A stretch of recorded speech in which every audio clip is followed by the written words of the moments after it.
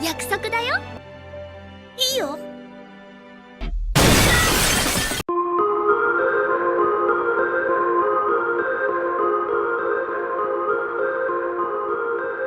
Ohayo minasan dimanapun kalian berada, baik itu ternyata maupun di dunia paralel. Kembali lagi dengan Mimin Mr. K di channel Oni Project. Oke, di video kali ini Mr. K Oni Project akan melanjutkan pembahasan tentang rangkuman movie Jujutsu Kaisen Zero dalam part 3. Bagi yang belum nonton part lain, silahkan klik link yang ada di deskripsi video ini ya.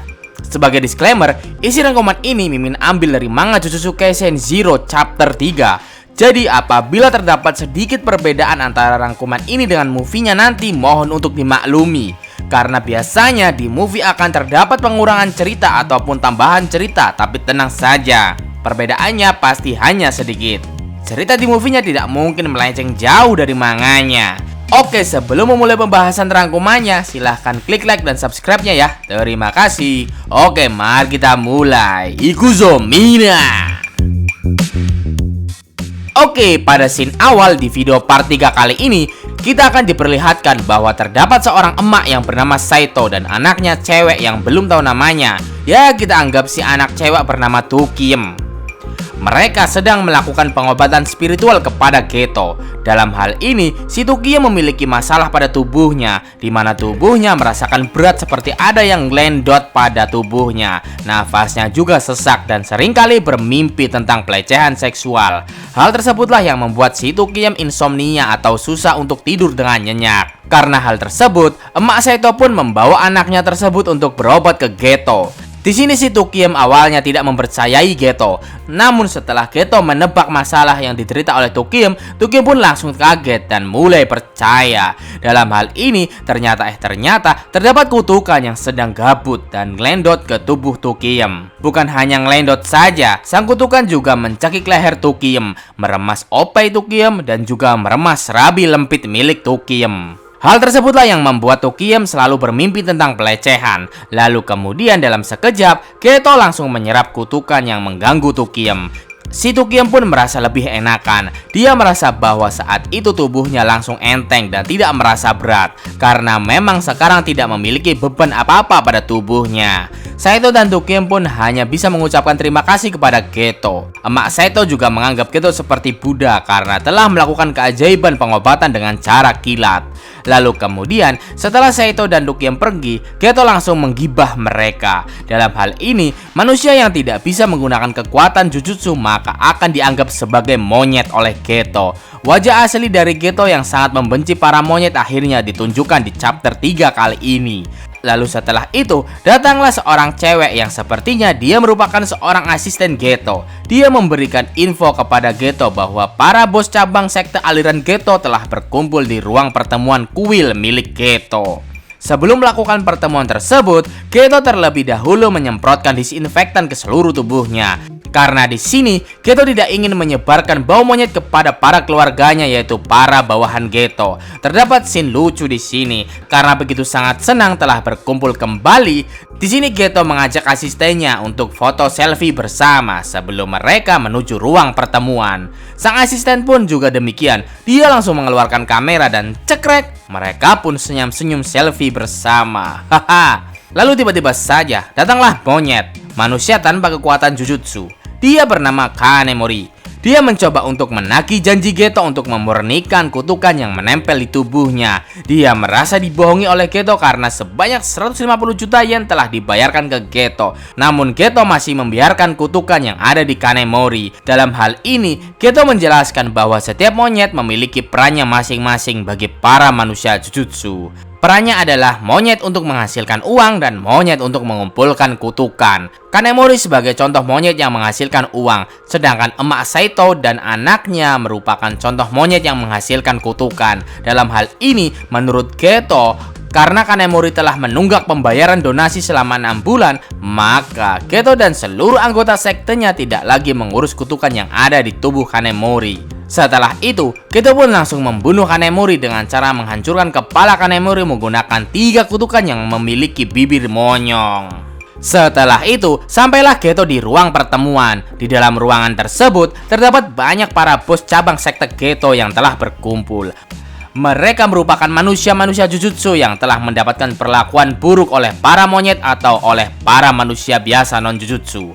Dalam pertemuan tersebut, Geto dan para pengikutnya membicarakan tentang pembasmian para manusia non-Jujutsu, dan mereka juga berencana untuk berperang melawan para saman dari sekolah Jujutsu.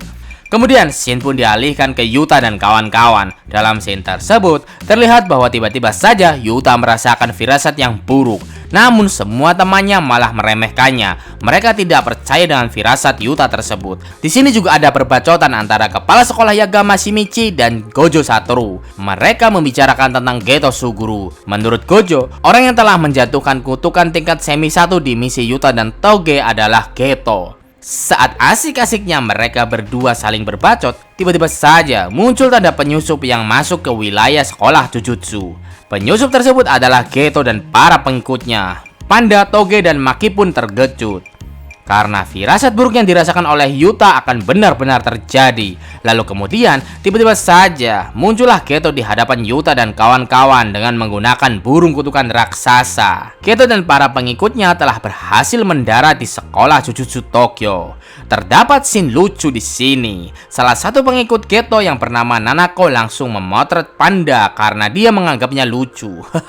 Selain itu, ada yang lucu lagi nih. Pada saat Geto datang, Panda, Toge, dan Maki langsung berbacot konyol. Mereka menganggap Yuta sebagai Master Yuta. Panda berteriak, "Siapa kalian?" Master Yuta tidak akan memaafkan penyusup. Lalu Maki juga berteriak, "Pergilah sebelum Master Yuta menghabisi kalian." Di sini Yuta hanya bengong dan pasrah. Lalu kemudian tiba-tiba saja Geto dengan cepat langsung mendekat dan menggenggam tangan Yuta. Karena sangat cepat, Panda, Toge, dan Maki begitu sangat terkejut dengan kecepatan Geto. Geto pun langsung memuji kekuatan besar milik Yuta dan kutukan Rika. Di sini Geto mencoba untuk mempengaruhi Yuta dengan penjelasan-penjelasan sesatnya. Geto menjelaskan bahwa terdapat kesalahan dalam dunia di anime Jujutsu Kaisen. Para saman Jujutsu telah bekerja keras dari balik bayangan untuk melindungi para manusia di dunia. Terutama yang sering dilindungi adalah manusia non-Jujutsu.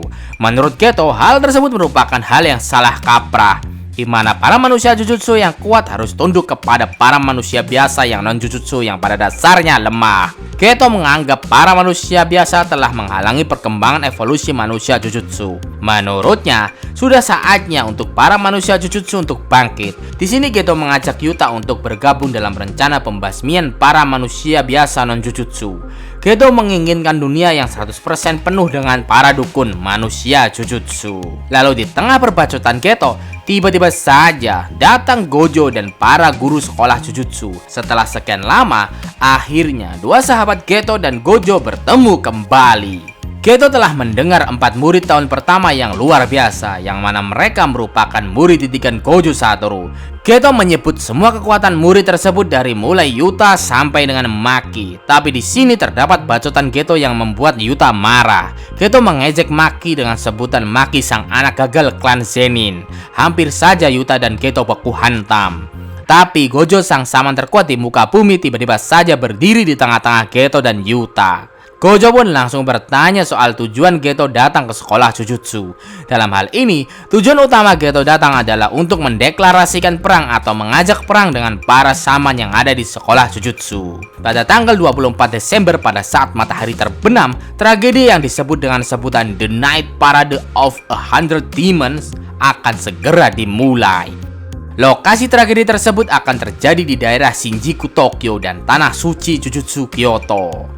Nantinya, Geto berencana akan melepaskan 1000 kutukan di setiap lokasi tersebut. Tentu saja, perintah kutukan tersebut hanya untuk membunuh. Geto mengajak semua saman sekolah Jujutsu untuk geger geden saling mengutuk satu sama lain. Di tengah perbacotan Geto, lagi-lagi tiba-tiba saja salah satu pengikut Geto cewek yang bernama Hanako mengajak Geto untuk segera pergi karena ingin mencoba toko crepes yang baru buka. Ada-ada saja loh. Kalau para manusia biasa musnah, tentu mereka nggak bisa makan crepes lagi dong. Sebenarnya di sini Gojo akan mencegah Geto kabur. Namun karena Geto telah mengeluarkan beberapa kutukan tingkat tinggi yang siap membunuh para murid Gojo dalam sekejap, maka Geto pun dibiarkan pergi begitu saja. Setelah itu, mulailah rapat sekolah Jujutsu untuk membicarakan perang melawan Geto. Dalam hal ini, Geto telah berhasil membaca kebiasaan kepala sekolah Yaga yang biasa lebih mementingkan otot dibandingkan otak. Semua saman peringkat 2 ke atas yang ada di sekolah Jujutsu bakal dikerahkan untuk mengalahkan Geto dan para kutukannya. Selain untuk mengalahkan para saman sekolah Jujutsu, tujuan utama dari perang ini adalah Geto ingin merebut kutukan Rika dari genggaman Yuta. Di sini Gojo memiliki firasat buruk. Gojo mengira bahwa Geto bakal menyerang Yuta dan Maki langsung di sekolah. Gojo pun langsung mengirim Panda dan Toge untuk kembali ke sekolah. Ternyata benar adanya.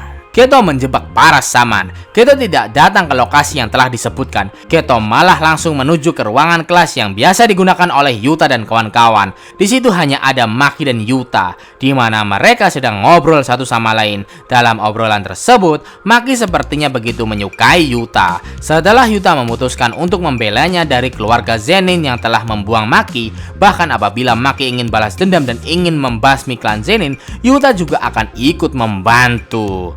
Lanjut lagi ke Geto. Di sekolah, Geto langsung membuat barir atau penghalang supaya tidak ada yang bisa kabur atau masuk. Target awal Geto melawan teman-teman Yuta supaya Yuta mengeluarkan kekuatan kutukan Rika. Geto melawan Maki dan Maki pun langsung kalah dan sekarat. Lalu kemudian datanglah Panda dan Toge. Mereka langsung melawan Geto. Walaupun Geto seperti terlihat terdesak dan bahkan tubuhnya juga terkena teknik perkataan terkutuk Toge, tapi Geto masih bisa bangkit lagi. Bahkan walaupun Panda juga telah menggunakan mode terkuatnya, namun Geto sangat overpower dan bisa dibilang kekuatannya hampir bisa menyaingi Gojo. Maki, Panda, dan Toge pun kalah telak. Mereka semua babak belur, terutama Maki yang sekarat dan hampir mati. Setelah melihat kondisi parah yang dialami oleh teman-temannya, Yuta pun langsung marah besar. Dia langsung mengeluarkan kutukan Rika untuk melawan Geto. Oke, di part 4 nanti, sesuai isi chapter 4, bakal ada full perang. Khususnya baku hantam antara Yuta versus Geto. Tentunya bakal seru. Stay tune teman-teman. Oke, seperti itulah pembahasan tentang rangkuman movie Jujutsu Kaisen Zero Part 3. Mohon maafkan Mr. K apabila terdapat kesalahan dalam pembahasan ini. Arigatou gozaimasu and see you di next video.